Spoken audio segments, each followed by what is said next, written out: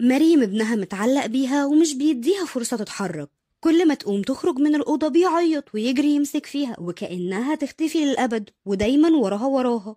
مريم كانت بتسأل نفسها ليه ابني مش بيسيبني لحظة، هو كده طبيعي ولا أنا اللي عملت حاجة غلط؟ بعد ما دورت وسألت اكتشفت ان التعلق الزايد ده طبيعي في السن ده، بس لازم تتصرف صح عشان ما يكبرش على كده ويكون عنده مشكلة في الاستقلالية. الحل كان في خطوات بسيطة، ابدأي سيبيه مع باباه أو جدته لدقايق قليلة وزودي الوقت بالتدريج، العبي معاه ألعاب تنمي الاستقلالية زي انه يختار لبسه أو يلعب لوحده شوية، ودعيه بهدوء وطمنيه انك هترجعي من غير دراما ولا اختفاء مفاجئ، كلميه حتى لو في أوضة تانية عشان يحس بالأمان ويعرف انك موجودة. وبالفعل بعد كام يوم ابنك هيبدأ يتعود انه مش لازم يكون ماسك فيكي طول الوقت، وهتبتدي تتنفسي شوية من غير دموع وصراخ. لو بتعاني من نفس المشكلة جربي الخطوات دي وشوفي النتيجة بنفسك، ولو عايزة حلول أكتر لمشاكل الأمومة تابعينا وهتلاقي اللي يطمنك ويساعدك.